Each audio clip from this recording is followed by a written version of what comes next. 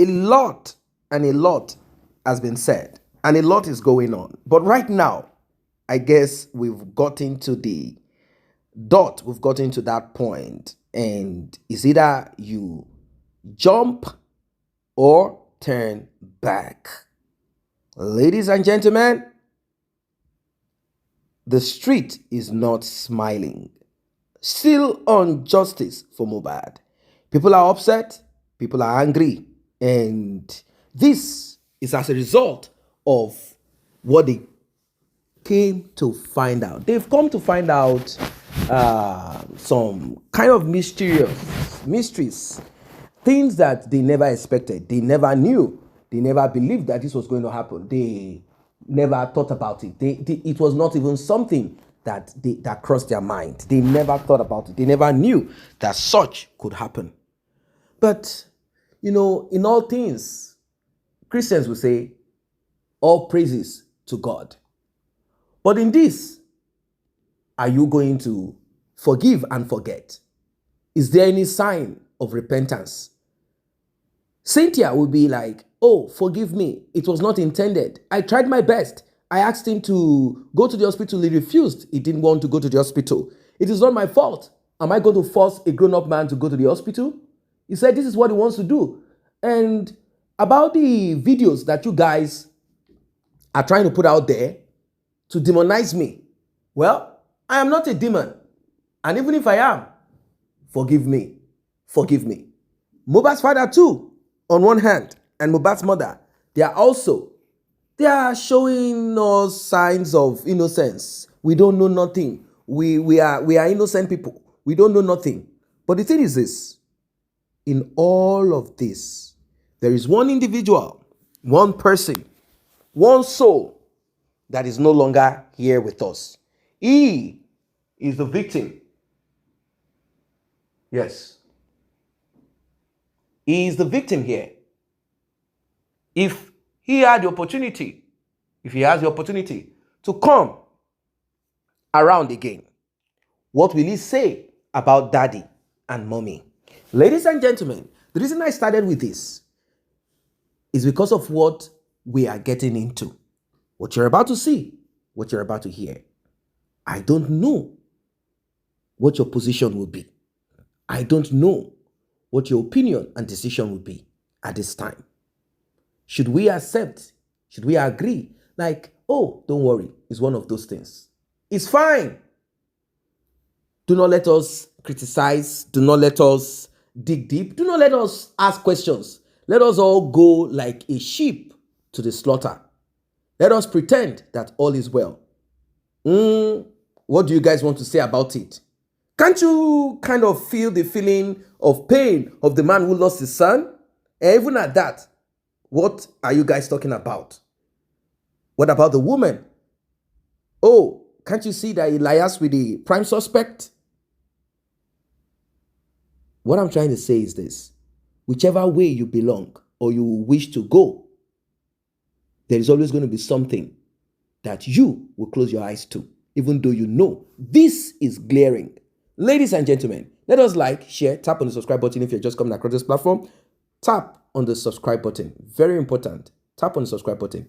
Let us jump right into this one. Still on justice for Mohbad. Call him out. But I will also accept that risk as environmental risk, which is uncontrollable. It has nothing to do with our sense of judgment. Adeti offload ti pẹ́ àwọn èèyàn kan fúnra ní. Risk yẹn àti offload dẹ̀ ti pẹ́. What are we doing? Even every other thing you are doing now, do you need power of Anthony before you do it? Sanshitu says he's in charge of DNA. Does Sanshitu need to tell anybody what he's doing as a lawyer? He said everything that he's doing now, he is in charge. You're not going to use that to distract us. They brought one yesterday, they brought one today. Tomorrow they will drop another one. Let us stop reacting to nonsense coming from this place.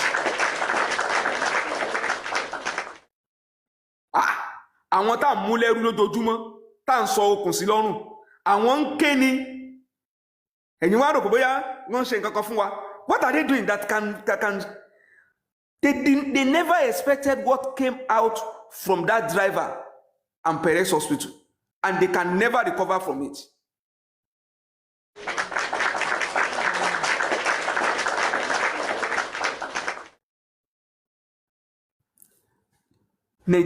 I want to implore all seekers of justice. This is a season of reflection. It's a season of reflection. And for those who are familiar with this kind of movement that we are talking about, it's a revolutionary movement. And a revolutionary leader, the great one, Nelson Mandela said, I never lose. I either win or I learn. So whatever has happened to pathology reports is a lesson for us. There's no big deal. And we are moving forward. How can never do well be distorting facts and make us to want to even query our reality? They want to create mistrust and want us to question our own perception and sense of judgment. No, I will not fall into that trap. Seekers of justice,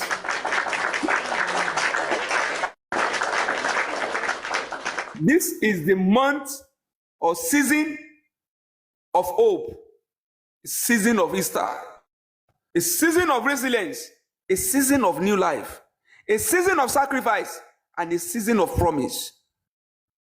Let us seize the lesson of the moment to reflect, because what we are doing is good.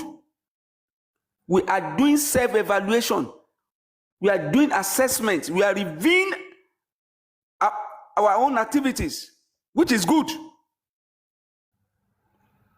It's a season of Easter, and this is time for us to reflect and become more resolute, become more overzealous.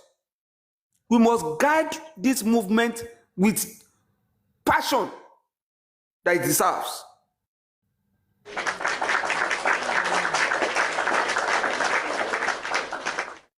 The great prophet of Islam lost a battle, and that's the battle of Uhud. He lost it in Mecca. The Meccan led by Abu Sufyan won that battle.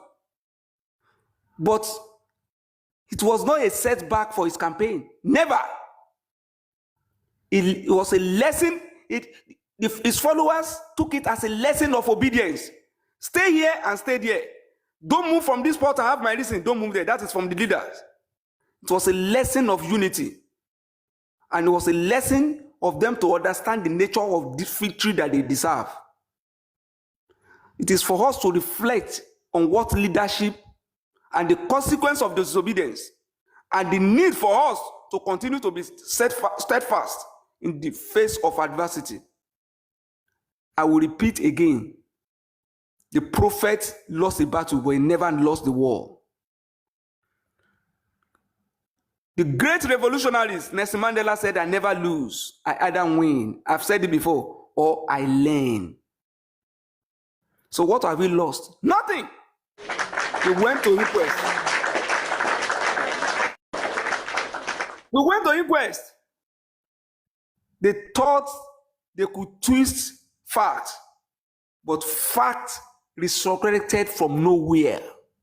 They never expected it. It was a resurrection of fact. Who could have imagined that a driver, somebody who will fall, a common driver, will make a presentation that will make everybody that have been doing analysis on this justice for Mohbad to turn 360. A presentation that consolidated our belief from day one on what actually happened or what could be the cause of death. Do you know how many people have gone to that place to testify? Even the blood brother has gone there. No way. But light came from a driver. It was a resurrection of facts. So don't let those who are changing the date, when the fact nail them.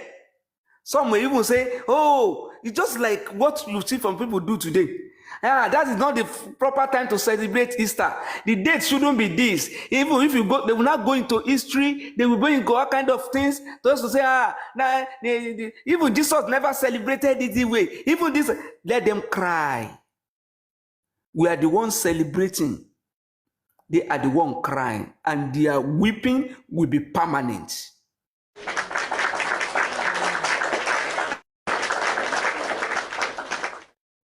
So what is Onyinashoro telling us now? Everything that they did is free. Yes, it's free. In fact, Rabbi never spent a kobo. Even if we are going to say Muyiwa did some wrong, it is not what Onyinashoro will paint that I will believe. Because he can wake up tomorrow and even lie that Comfy collected 1 billion from that account. Is that when we will now realize that Onyinashoro is just gaslighting? We have our own fact. If you see people reacting to Muyiwa, it's not because of Onyinashoro. It's because people are not happy with the outcome or how the pathology report came about. But for those who see, who don't want, that's why I want us to be focused. What are they saying on their platform that will make anyone? We shouldn't have a headache over these idiots. They are weeping. So, and you cannot, in fact, I cannot underestimate the kind of lies that will come from their platform. I've zeroed my mind. Somebody is talking about corruption. Yes, there could be corruption. We have not seen that. But I can see mismanagement. I can see mismanagement of resources. I can see somebody who did not do well.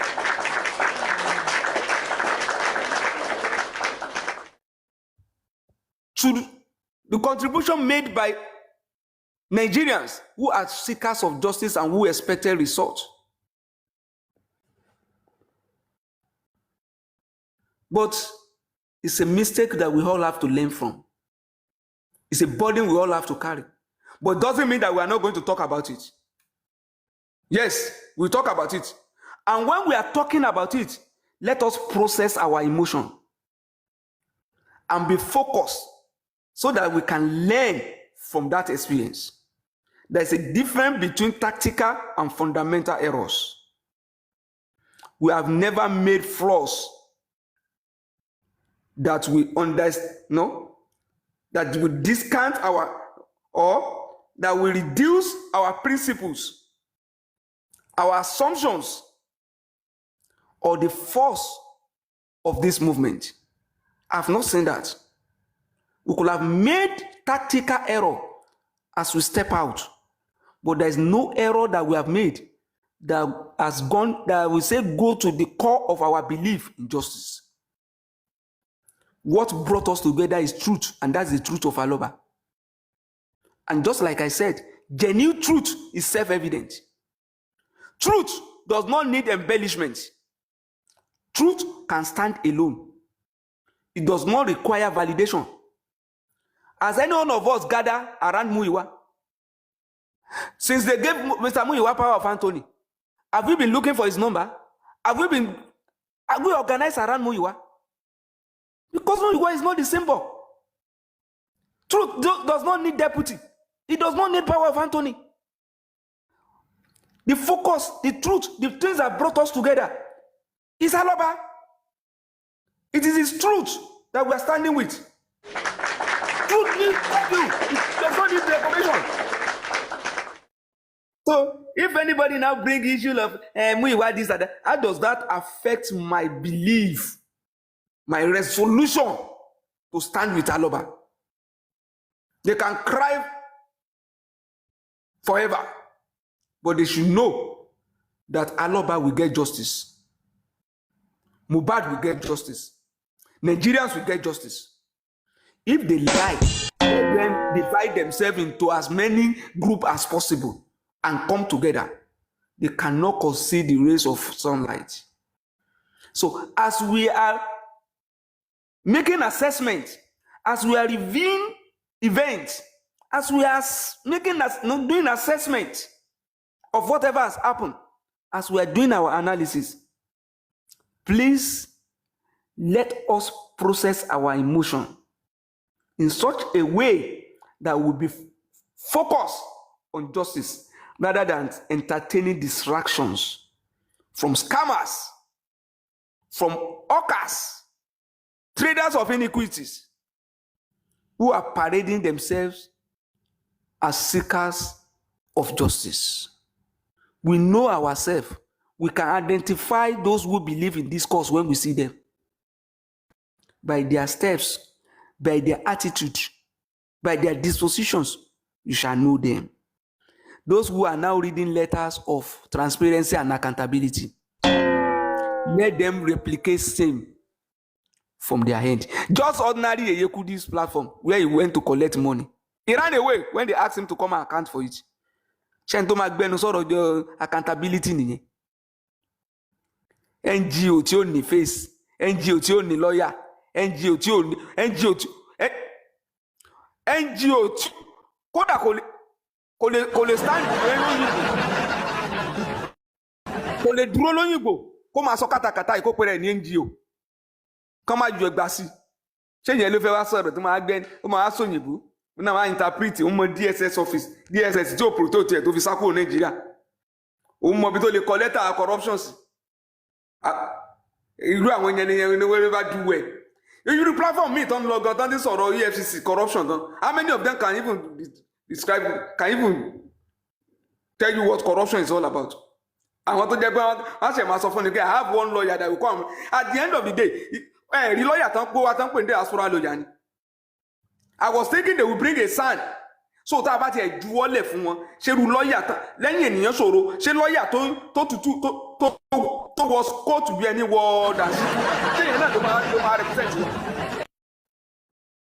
Lawyer tó gbogbo bá yẹn sọ̀rọ̀ bó ṣe rotate ọrùn ni tó rotate kan tó rotate ọrùn 360 káàkiri. Ó jáde ń kóòtù báyìí bẹ́ẹ̀ sí àti nípa ìlú lọ́jọ́.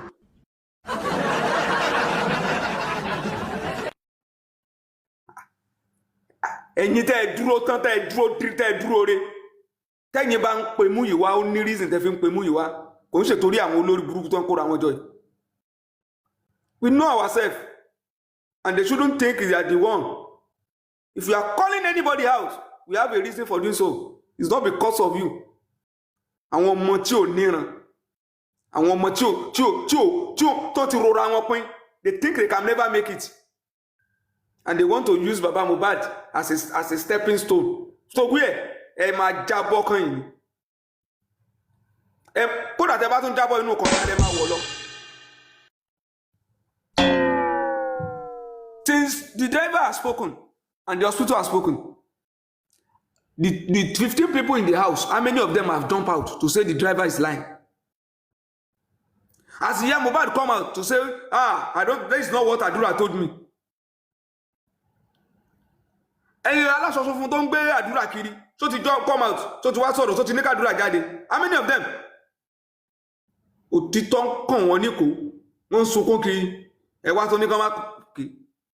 You think what is Arifa doing? What is the sense in Arifa dancing around? Whatever Arifa is doing, does it go into what has been said at Corona? What do all these things that they are doing? The next Corona, they should drag themselves, go there and go and present whatever they are doing as evidence. It's just distraction. Àwọn tó sanwó fún wọn tó rí character gidi, wọn àti ẹ̀ láwọn tó rí integrity láti kówó lé lọ́wọ́. Wọ́n rẹ́gbọ̀n nígbọ̀n ní. Tí èèyàn bá fẹ́ wá lo spokesperson fún accountability and transparency. Sọ́rí ọlọ́pàá tó ń gbowó lójoojúmọ́ tó kó fóònù méjì dání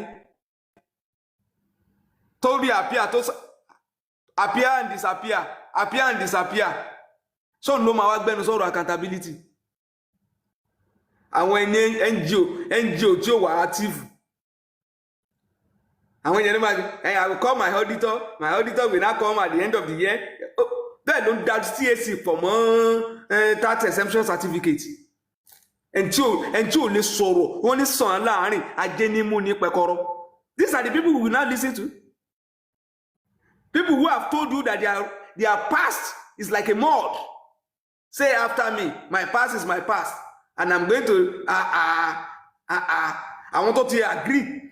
Tell me about it, my jáde síta. Ṣé bó máa wá fi integrity ẹ̀. Ó máa ní pé see me, you can leverage on this. Wọ́n fẹnu ara wọn sọ fún yín pé pass àwọn ò dáa. Say after me, my past is my past, and I want to rewrite this. Wọ́n náà fẹ́ rewrite history wọn. So orúkọ bàbá nìyẹn fẹ́ fi rewrite history.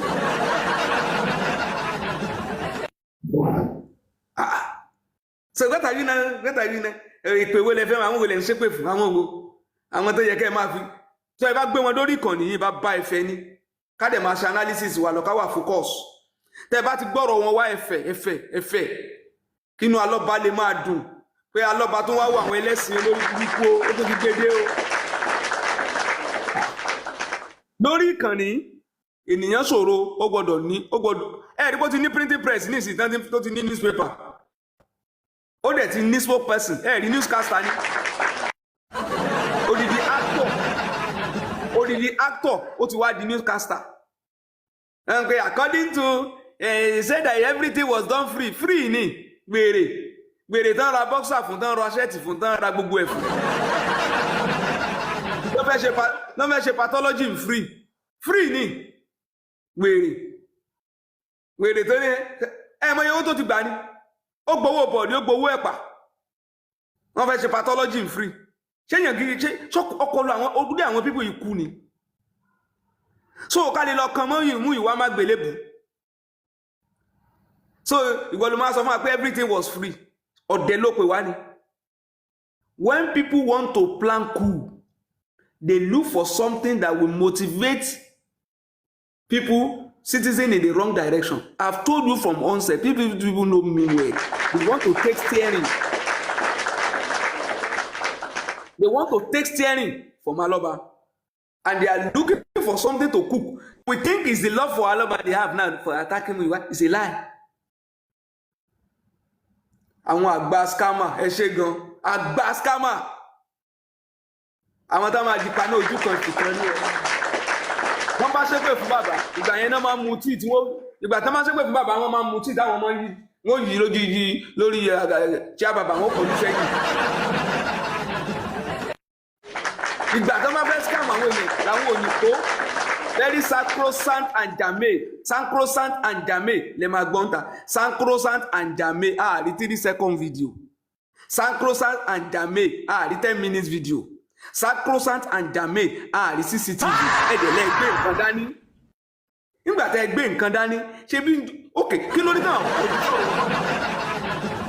I will spend 3 days I will sleep on the floor I will not take my bath 3 days àwọn èèyàn dẹ̀ dáwó fún ẹ tá ní kó fi kó o mọ wẹ̀ fúnjọ́ mẹ́ta owó pé mi ò ní wẹ̀ fúnjọ́ mẹ́ta o dẹ̀ tún kó ná o ní the forensic is already ongoing. Ẹ béèrè lọ́wọ́ wọn níjọ́ òun náà máa analyse the forensic that is ongoing. Ṣebí ẹ dúró àwọn people yìí sọ̀rọ̀. These people are talking. We should be processing what they are saying rather than what they are the distraction that they are bringing to us. You use the word ongoing. Forensic is ongoing. They gbọ́n kankan mọ́. Ó wá sokó kiri. Forensic is no longer ongoing. You said police asked you to come back, and you are sure that by the time you return to police station, there will be 7 count charges. What has happened? Any update on that? And so, because they come out and they now look for something, you're not calling the driver. Hey, my brother, you know that you are my brother. I will still be calling you. What can you say about this? Momo. Àwọn ẹgbẹ́ wọn ṣe mass communication, wọ́n fi di journalist. Àwọn ṣe mass communication wọ́n rìn kiri bí wọ́n rìn kiri orí àtàn scavengers. Ṣé ibi téèyàn ti jẹ́yàn nú ayé náà ni? Kéèyàn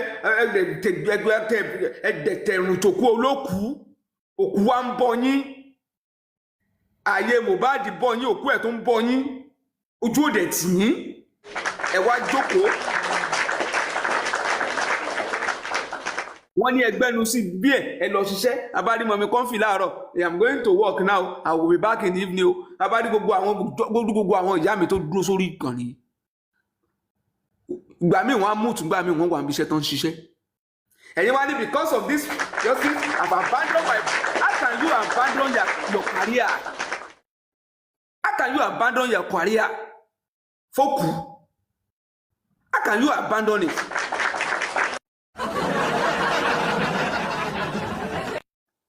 àwọn kan wá jókòó sórí chair kò tiẹ̀ wá sí pé today I'm going to work o I'm with you people today is because I'm on leave o àgbọ̀ yẹn mọ́ ẹ wá jókòó ẹ mú tíì àgẹ̀ní kan wá dé wọ́n tuntun wá open branches níjọ́ tó ń fẹ́ open branch wọ́n wá ṣe bí ìpọ́n nífẹ̀ẹ́ bàbá àwọn fẹ̀rẹ̀gẹ̀dígẹ̀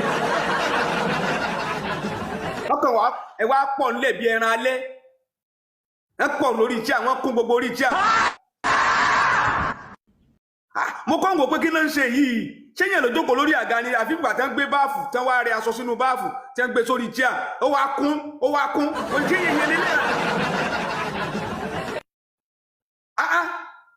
gbogbo náà wọ́n ṣe bí ìgbà tán àwọn tí làákàyè wọn ò kọ́ agolo míìkì àwọn náà wọ́n fọ́ra wọn jáde wọ́n wá ń pera wọn àwọn ń sọ̀rọ̀ tó ẹyọ kan ẹ̀dẹ̀ divide ara yín sí mẹ́ta àbẹ́ òrì strategy tán lò ìwọ tó lọ bí kọ́ńjọ́ tó bá kọ́kọ́ fẹ́ bẹ̀rẹ̀ sọ pé ẹ má bú bàbá o à ń wò yín ràn ẹ̀sìn ara yín lẹ́ ń ṣe lóde ẹ̀sìn ara yín ẹ fẹ́ fi alọ́ba pèrò sọ́jà òjò tí oṣù ti ń rọ̀ gbogbo kánàkó tẹ́ ń lò ẹ rìn padà lójú oorun àánú yín ṣe mí ibi tẹ́ ẹ rọra yín pin dé tẹ́ ẹ rò pé ẹ̀ní déyàn nú ayé tó fi jẹ́ pé ku ọmọ ọlọ́mọ lẹ fẹ́ fi máa pa bàbá rẹ̀ láàmú bẹ́ẹ̀ ṣe ní dààmú àmàwò. You think we don't know what we are doing? You think we are on this justice because we want something from anybody? Ṣé mi màmá wa nọ́mbà mú ìwá kiri torí pé gba power of Anthony àbí mi màmá sọ wípé ẹgbàá lọ́wọ́ rẹ̀ gbé fún mi for what? What is the power of Anthony? Who needs power of Anthony today? When I have Fansitu, when I have Aloba, what is the power of Anthony? Kí ni Mr. Muyiwa fẹ́ add to this something that is special? Mr. Muyiwa tó wà mí tó wà tí ó tiẹ̀ tún sí Nàìjíríà. Ìkòkò agbómi kìnìún ilé ìtagbé kan náà iṣẹ́ atanimu ìwà fẹ́ bá a fi sí ni àbí yóò àbí epo àbí kí ló fẹ́ fi sí. That you not think you can see you are the one who is obsessed with Muyiwa. Ìjẹ́ òun lẹ ti gbọ́ ká dárúkọ Muyiwa if not because of what has happened. But you are obsessed with Muyiwa because your target is that power of Anthony so that you can use it to take over and penetrate Aloba and take over the steering from him. That is your focus. You may see us not mention Muyiwa tomorrow. You may see us not mention Muyiwa tomorrow. Just because there is a bigger picture, and that is justice. There are bigger suspects in this justice, and that is our focus. So don't think you can distract us. If you like, go and write another letter tomorrow. I'm a to my color light in printing press. And they go to marry me to Juma. And go to Swepu. You already because you're Koni, why Joko? One baby children, one time, no boom pada. Let's see. Play only a book or Koni. That is a sign of joblessness. That is a sign of joblessness. It's a sign of joblessness. I have people that have decided. In fact, one of my sisters that came here last time, it was just a mere misunderstanding. We went behind them, we exchanged messages. It's not like that. I understand you, my sister. What the end there? What the end there? So if I now want to take whatever, I should not be hammering it. And somebody disrespected me last time on a platform, and this and who told you that our opinion may not be richer than my own? On this platform, we are all brainstorming. Nobody is more intelligent than the other. But what is more important is not even our intelligence. What is very important is our truth. Báwo la ṣe fẹ́ kọ́ ilé tá máa fi rọ́kọ́ kéèyàn dẹ̀ jókòó nínú gbogbo tá ń sọ yìí ẹ wà ní sọlọ wájú ẹ ní sọlú ẹ̀yìn alọ́balẹ̀ máa fi sí center In the one something, we work and take work, it's not our focus. We work cannot be our focus. Why is that not your focus? At the police station, call suspect. At Corona inquest, call suspect. One being that every blessing does be a suspect. But and all the people that we are hammering on, they are suspects in this case. Documented. They are documented suspects in this case. So, táwa ni ò ní làákàyè tí ò ní béèrè lọ́wọ́ yín pé alọ́ba tẹ́ ń sọ yìí gan ṣé nínú àwọn suspect àbí anybody tí ẹ ti fura sí pé is a suspect in this case. Àwọn tí wọ́n ń fún yín lówó wọ́n ti mọ̀ pé ẹ̀ ní láti bọ̀ tán rí. Iṣẹ́ tó ń ràn yín wọ́n lè ràn ọmọ wọn. Iṣẹ́ tí wọ́n fi lọ̀ yín wọ́n lè fi lọ ọmọ wọn. Kò sí kankan nù àwọn tó ràn yín ṣẹ́. Kódà wọ́n tá ń sọ̀rọ̀ ẹ̀ kò gbàdúrà pé irúṣẹ́ tẹ̀ ń jẹ́ yìí kọ́mọ tó gbé dání Liam kò jẹ́ irúṣẹ́ bẹ́ẹ̀. Wọ́n kò gbàdúrà irúṣẹ́ tẹ̀ yín jẹ́ kò gbàdúrà kí Liam bóun jẹ́ or kò jẹ́ anybody. Tó tán kádàrá ti yín tẹ́yìn pa ni tí ò bá sírú yín kò ní sí example aláburú àtẹn tó máa ṣègbénú ayé. Some people will perish tí wọn ò ní ríbi kankan. Tẹ́ bá ráwọn èèyàn tó jẹ́ pé gbogbo àwọn táìsì ń wò yìí náà ìmí inú wọn wà tó jẹ́ pé àwọn òbí wọn ni wọ́n ti ṣẹ̀ ló farú wà tẹ́ ń rí lára àwọn ilé. Because how can something that is so open, something that is so glaring, somebody will just wake up from nowhere, alamọ tó pọ̀ mẹ́, so it's a witness. Ìmọ̀ kọ́ ní èèyàn kan wá sọ ibà náà sọ pé bàbá yẹn tá a rí ni. Is that the reason why Aloba will now go and say based on what Sister Comfy said? Is Aloba a witness? Will any court even listen to that? Ó yẹ kí bàbá sọ jáde. Ó yẹ kí bàbá sọ kó sọ kí ni hearsay. Does hearsay stand in court? It can even be interpreted as defamation. Ọ̀gbọ́n yẹn lè wá nìyẹn tó wá accuse yẹn wrongly. You want him to come and accuse people wrongly so that he can only call them suspects. Kó n fura sí wọn. But you want him to come and say ẹni ó yẹ kó ṣe kíní kan ni so that tó bá ti lè commit kíní wọn á palẹ̀ ẹ̀ mọ́ ẹ wá sọ ẹgbà yẹn lẹni máa fò jáde. We no go gree. We must free Aloba. Irọ́ ni o nígbà tẹ́ ti wọlé tán. Ṣé bí bẹ́ẹ̀ ṣe fáwọn tàná nìyẹn á mọ̀ yín. Ẹ̀yin lẹni kan lọ declare pé wọ́n ti di president lẹ́tẹ̀dó. Nígbà tán declare tán lẹ́ẹ̀ máa dàlúrú ẹ̀ máa ṣe protest how many weeks lẹ́ fi ṣe? Àwọn bàbá yín lánàá how many weeks náà fi ṣe? Ẹ ti Abíọ́lá lọ bí tẹ́ fẹ́ ti lọ. Nígbà tẹ́ ti lọ tán ẹ ṣe protest lọ́sàn ẹ ń kọ speech fún Abacha lóru. Ẹ̀yin lẹ ń kọ speech fún Abacha lóru. Ẹ̀yin lẹ dẹ̀ ń ṣe protest lọ́sàn. Ẹ̀yin ọmọ Chief Tokoya. Ìdíjú iṣẹ́ táwọn bàbá yín jẹ́ lánàá nìyẹn. First visit tẹ́ lọ Abacha l'Abuja ṣe bá appointment lẹ gbà wálé. Ṣé bí náà lẹ fi ń pariwo sí pé PDP and APC ló máa tákù ara wọn lórí ikú Mohbad tẹ́lẹ̀ṣọ́n bá dé. Ṣé ẹ ti gbé politics wọ̀? Ẹ fẹ́ lọ gba appointment l'Abuja. Ẹ tún l'Abuja lókùn tẹ́ ń lọ sí. So that you will be presenting yourself as a force that has some people behind you, that you are leading a movement and you will use it for political negotiation. You think we are fools? PD àwọn opposition tí wọ́n bá wá ní dání ó yẹ kí PDP kan gbá ilé ni. Ó yẹ kí Labour Party fún ẹ̀ńkó. So are you saying that opposition party will be trading Mohbad's death for popularity? They will use it. Wọ́n á fi òkú ọmọ. They will now wait for when the election come and use it to deceive the public. They cannot use it to get justice for him now. Is that what you are telling us? Àwọn kan dẹ̀ wà lórí platform tán lọ wọ́n rò pọ̀rọ̀ ọpọlọ ló ń sọ. Wọ́n rò pọ̀rọ̀ ọpọlọ ló ń sọ. Ẹ rò pé eré là ń bára yẹn là ń ṣe ń bí ni. Tá a bá ń ṣe family meeting. A sọ̀rọ̀ pẹ̀lú ìfẹ́ ní ṣùgbọ́n a bára wa sòtọ́ ọ̀rọ̀. Táwa bá ń dárúkọ mú yìí wá ń bí. A dárúkọ ẹ̀ pẹ̀lú mindset tẹ́yìn fi ń gbé bọ̀. We will not be distracted. Tó bá wù yẹn tó gaslight lọ́la. Tẹ́ ẹ bá tó kúrò lórí mú yìí wá lọ́la. Ṣebí jẹta. Ṣebí kan filẹ̀ mú dání. àbí fọ́n fi kọ́lẹ̀ mú dání jẹta ni ọ̀tọ̀lẹ́tẹ̀ gbé wá ń jẹrin níjọ́ tí wọ́n dráìbà ti sọ̀rọ̀ lẹ́ẹ̀ tí lóorun sùn mọ́ ẹ̀ẹ́dẹ̀ ní róorun sùn ni sọ ọdún ilẹ̀ tí máa mú lọ́la ó lè jẹ́ gbogbo yín tẹ́ bá máa pariwo lọ́la Bukky Jesse lẹ́ máa gbé wá tó bá dọ̀tún la ẹ lè ní bùrẹ́sì ni tó bá tún di gírí kan so that you will think that as you are bringing them one by one I see mistake of who told you that we are all perfect here in our analysis are we even perfect ní 3 days ago Ṣàǹgbẹ́tọ̀ lẹ gbé wá òòṣà táwọn kan ń bọ tó jẹ́ pé ẹ mọ̀ pé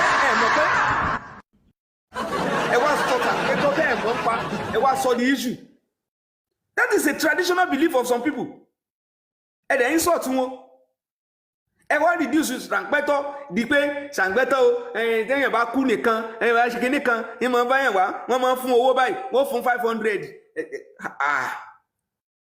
dìdìrín wá fò jáde.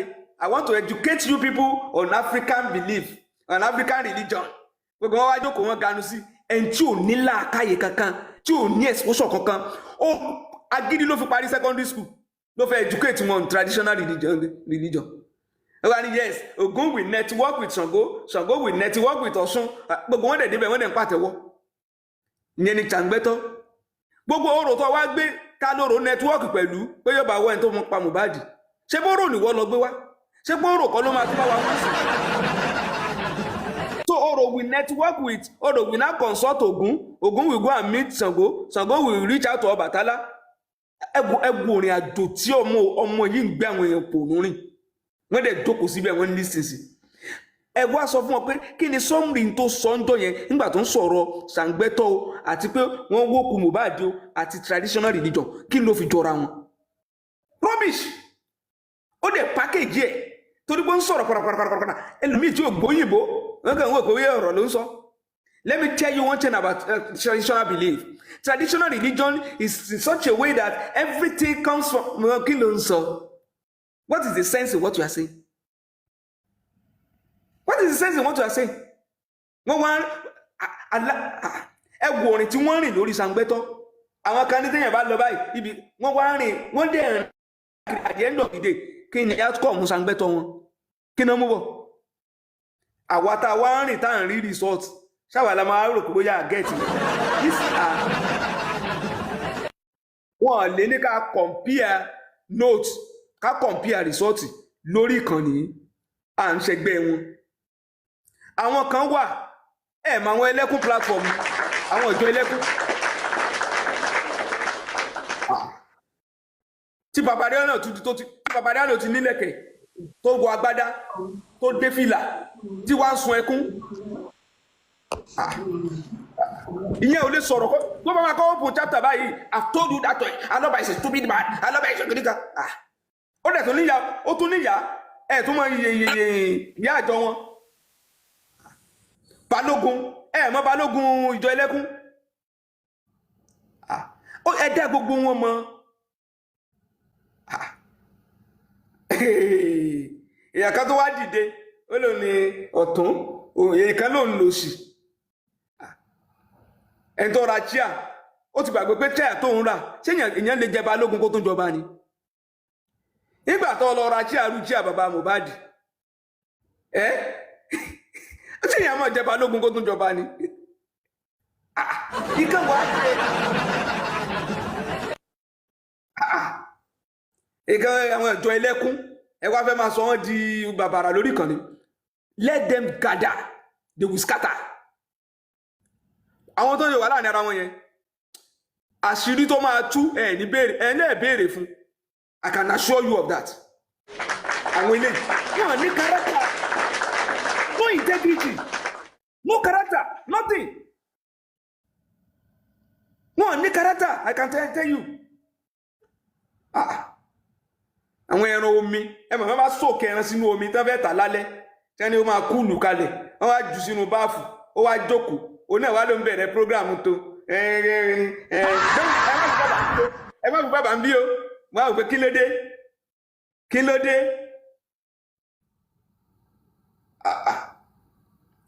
ẹ wò ó ìjọ tán ní kọ́mọdé má jò ló níyì ẹ jẹ́ kan jó. Thank God most of them wọ́n lórúkọ, ojú wọn wà bí nǹkan ṣe, àwọn èèyàn dẹ̀ mú ṣe rí ibi tí wọ́n rora wọn pin dé, ìmí àwa omi lójú kò ní rí lọ́la, gbogbo fọ̀nà tá ń ṣe yẹn a ní gbàdúrà pé kí aburú kan ṣe wọn, àwọn ni wọ́n fọwọ́ pe aburú sí láì fara wọn, torí èyàn ò ní máa sọ tí ń sọ tán sọ yẹn fálọ́ba kí aburú máa gọnú ìṣẹ̀dá wọn. It's rubbish. That fẹ́ máa take wọn too serious. Wọ́n bá ti ń gbé ọ̀rọ̀ wọn wá, wọ́n tún lè dé lọ́la sẹ́kán ní Gùrẹ́sì ni. Tó kó tún dọ̀tún la, kán tún lọ mú vengeance. Bí wọ́n ṣe máa mú ilé-ẹjọ́ kọ̀ọ̀kan náà nù. Wọ́n bá ti wá ń dé tán ti ń bẹ̀rẹ̀ ẹkún wọn, ìjọ ẹlẹ́kún. Ẹ̀rọ àgbè wọn jókòó, ó tún ti dé o, ta ló fẹ́ sunkún lé ní o. Àbíjọ́ kẹta, tí Mohbad ti kú. Lẹ́gbọ́n ìyàwó ti sọ wípé it could be black magic, gbogbo tíọ́rì yẹn ẹ̀yin lẹ fún wa, ẹ̀yin lẹ fún wa ní ear infection, ẹ̀yin lẹ fún wa ní nígà, kò sí lè táwa jókòó tá a kúkú nú ẹ̀. What do you want to blame us for? And the only one tó bàbá sọ on assumption tí n bá rí DNA result màá lè sọ ikú tó pa ọmọ mi, màá tí n bá rí, because if the DNA report point at something, then into mo ti gbọ́ ó jọra wọn. Ṣé lọ́yà náà wàá sọ orú ẹ̀ ń sìn? Ṣé lọ́yà wàá sọ sí? Ṣé driver wàá sọ sí mi láti? Papa is not just talking. Ẹ dẹ̀ pé carpenter. Ṣé torí pé ó jẹ́ carpenter yẹn lò pé bí yàrá bá ti jẹ́ carpenter kò lọ́pọlọ ni? Ṣé tí yàrá bá ti jẹ́ carpenter kò lọ́pọlọ ni? Tí yàrá bá jẹ́ bricklayer kò lọ́pọlọ ni? Okay, actor nìkan ló lọ́pọlọ. Ẹ̀dẹ̀ lọ́pọlọ náà lẹ́ni ẹ̀ tí after me. Nínú ìyàtọ̀ kan kóyàn lóko ẹrú, kéèyàn kọ́ lẹ sọ pé wọ́n bá ní jókòó máa jókòó, wọ́n bá ní jókòó máa jókòó. Wọ́n tún èmi rò pé irọ́ tiẹ̀ ni pé bóyá ẹ̀yìn ni àfìgbà tí yẹn tó lọ ojú ló ní say after me, yes I will say after you, wọ́n dẹ̀ say after náà lóòótọ́. Kí náà ń pè slavery jù yẹn lọ? Wọ́n á fokùn sí yín lọ́rùn, wọ́n mú yín kiri. Ẹ jókòó pẹ́rẹ́kẹ́tẹ́. Wọ́n lè ti ró wùrúbùtù tó náà fẹ́ máa ṣe analysis. Ẹ ń sọ̀rọ̀ gidi kan gidi. Tó bá ń sọ̀rọ̀, wọ́n bá fẹ́ gbẹnu sọ̀rọ̀, kì í ṣe sáìsì orí ló mátà. Orí bá ti mọ bó ṣe mọ, tọ́pọ̀ lọ́dẹ̀ wà ń bẹ ìsìn náà. Orí bá mọ bó ṣe mọ, tọ́pọ̀ lọ́wọ́ ń bẹ ìsìn náà. Àwọn ẹjọ́kọ̀ pẹ̀tẹ́kí, ẹ fi fìlà kọ́fà sẹ́ǹsì. Ẹ máa fi jókòó ẹfẹ́ tẹ̀ ṣe kẹ́tẹ́gùn ọmọ títọ́ pọ̀ lọ́pọ̀lọ́. Kò dẹ̀ lè jọ mí lójú, ebí yẹn náà lò dán rí tí tún ní ọmọ say after me. Nígbà tí yẹn dán rí tọ́pọ̀lọ́ tó yẹ kẹ́tẹ́gùn ọmọ sí sọ́pọ̀lọ́ ẹ̀ tí ń say after me. Madam Comfy, bí a bá gbé lọ síbi tí ò ṣe kinní, wọn á bá wa ń bẹ̀. Àwọn ò ní sọ̀rọ̀ kéèyàn máa bú yàn kinní kan, òdodo ọ̀rọ̀ la máa sọ. But there should be decorum. Wọ́n ń sọ ọmọdé náà. Gbogbo àwọn táwọn sọ̀rọ̀ nípa àwọn 18 years wà nù wọn ni. Wọ́n dẹ̀ láwọn ọmọ tó ń wò wọ́n lé. Kọ́mọ tiẹ̀ wò pé dáàdì mi ló ń sọ̀rọ̀ lọ́wọ́ yẹn. Ó wá jókòó, ó dẹ̀ ń parọ́ mọ́ bàbá tọ́mọ ẹ̀ kú. Ẹ dẹ̀ ń parọ́. Ẹ wò gbà tí Mr. Guresi sick, ẹ gbọ́rọ̀ tán wá pa náà lórí kan ni. They want to reduce, they want to discredit everybody and make people think everybody is like them. Ẹ dẹ̀ parọ́ mọ́. Ẹ gbọ́ condition ni yẹn mọ̀ pé fọ́tẹ̀. Just because you disagree. Just because you don't agree. Ṣé tá bá ń bá yẹn jà, irú ìjà fojú wo lélẹ́yìí? Ṣé bí kákú ni? Ṣé bí kákú ni? Nígbà tí wọ́n parọ́ fún alánà táwa kan níyè méjì, àtúnfẹ́ kó kú náà àtúnfẹ́ mi tẹ̀lé ẹ̀ náà. Kámẹ́rà tó sọ pé bóyá irọ́ ni kó má lọ jóòtọ́ o. Ó náà fẹ́ pa wọn o. Ó dẹ̀ parọ́ fún wa. Ayé assassin, ó dẹ̀ lọ tún wọlé padà. Ó dẹ̀ dé olóò ti wà òkè, ọlọ́pàá ti wà, protection ti wà, everything ti wà. All of a sudden, wá tún lọ tún ti disappear to go under o. Pẹ̀lú bó ṣe gbòòrò, ó gbé orò, gbogbo ẹ̀ náà ló ṣe, ìwọ lọmọ ṣàǹgbẹ́tọ́, ìwọ lọmọ gbogbo traditional.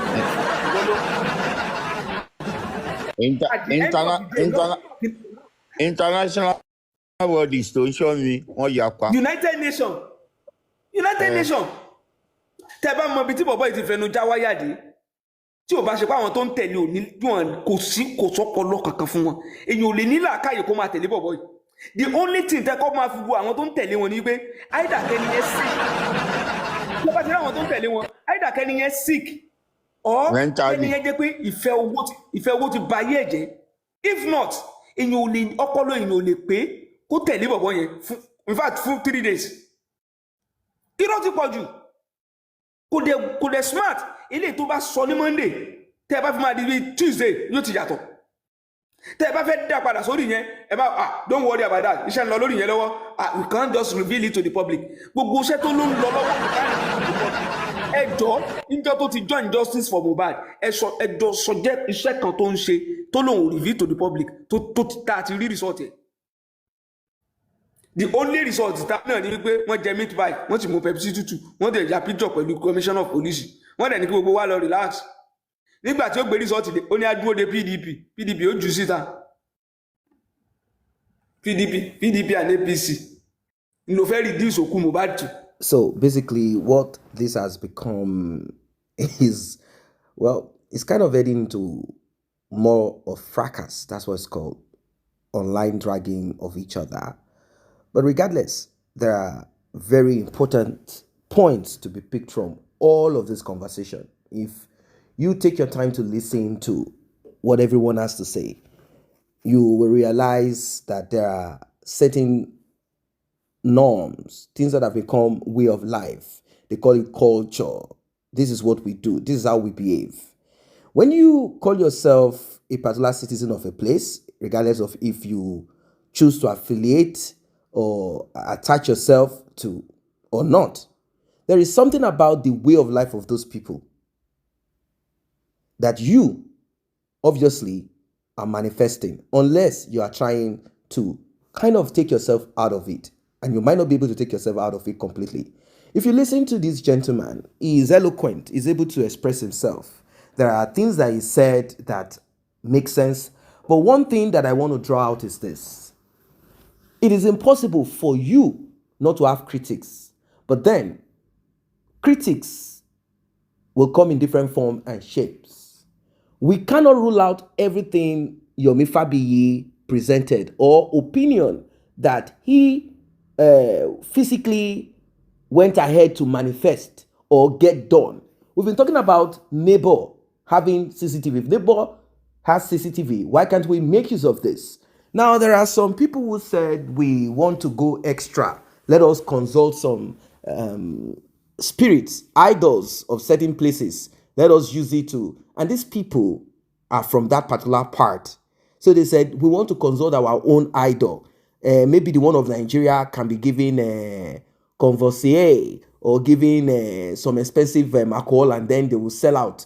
Our own does not do like that. You know, people always brag about what they believe in. They will make you believe that they will make you have that feeling. The feel of our own is truthful. And they did what they did, and they said they are going to call on one idol, one spirit to strike whoever it is that is involved in the demise of Mohbad. They want the names of these individuals, and they want to do this, they want to do that. These are some of the things I called out. They said, look, that's one of the belief of these people. You guys are just ridiculing their belief system, calling out some people, putting out names of this and that. Now, question is this, which names were put out? Is it names of justice seekers or anti-justice, or the names of those people that are said to be in that house, the 14 people, Cynthia and all of that? Now, I am not interested in some names presented to some idol, because we need to take ourselves off from this unprofitable journey. What do I mean? I'll break it down. Like I said, this could be some people's belief. We need to build our society to a point where we can practically, with evidence, with structures put in place, deal with crime, deal with issues. Let it be more of human beings using their intellect rather than some, let's use some spirit. But, you know, they believe that they've pushed it this way, let us push it this other way. Now, the practical part is the part where I observed, and I guess a lot of people also, if you took your time to study it, you will realize that the part that will give us justice was not worked upon at all.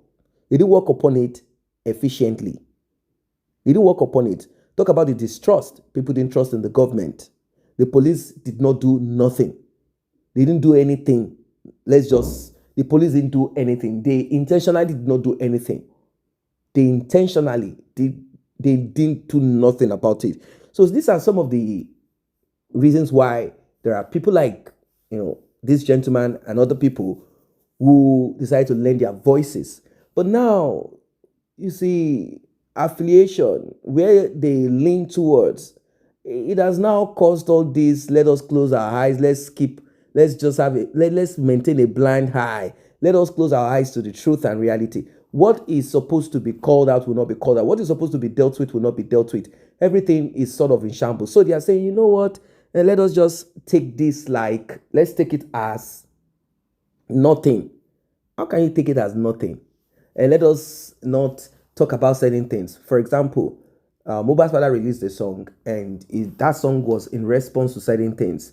He had said earlier that it was not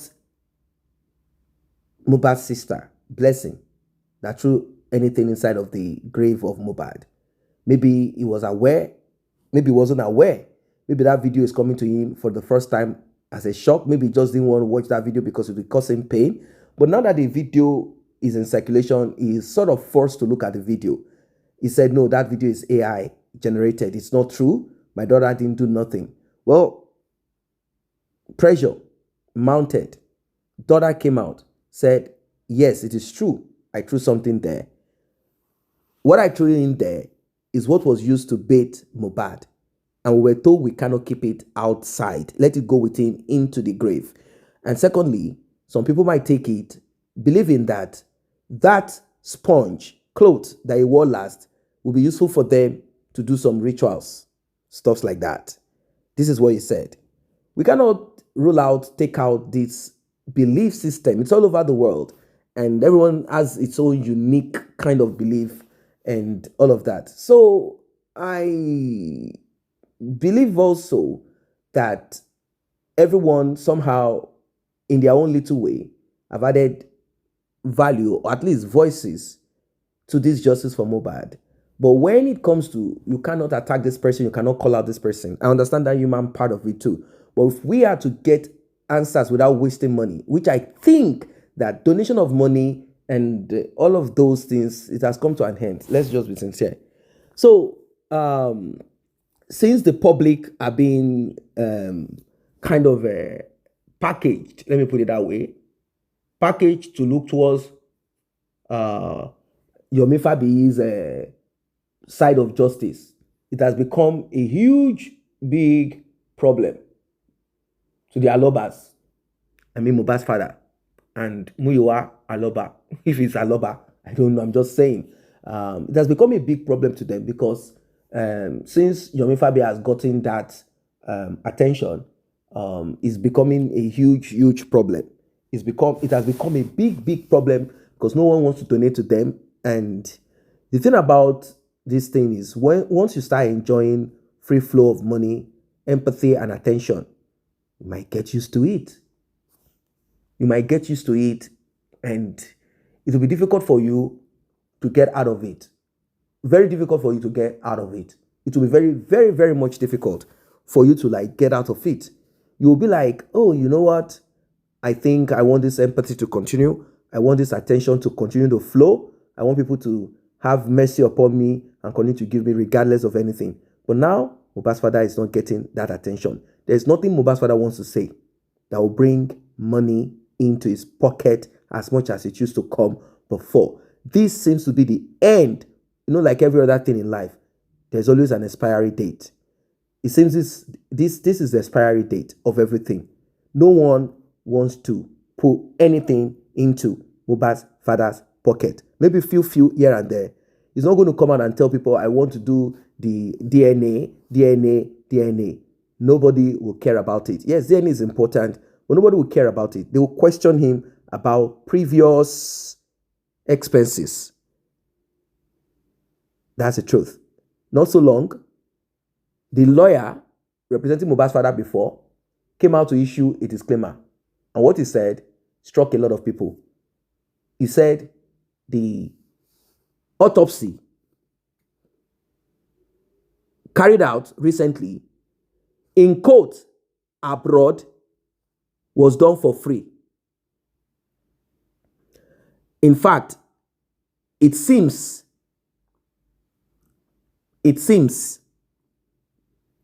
I repeat, if I put it accurately, 65% or 70% of whatever it is that they say they did is free. Okay? So where did the money go to? I don't know. Mohbad's father has done his own accountability and they said it is not adding up. Well, the man has to eat, right?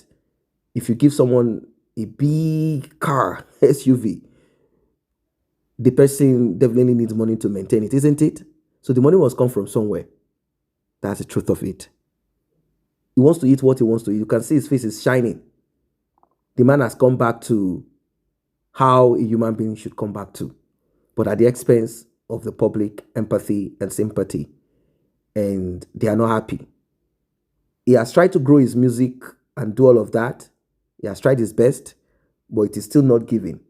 Adura also doing his own music. Mohbad's mother also about to do her own music. It's a family of musicians. But the thing is this, the lead choir, the solo is not alive anymore.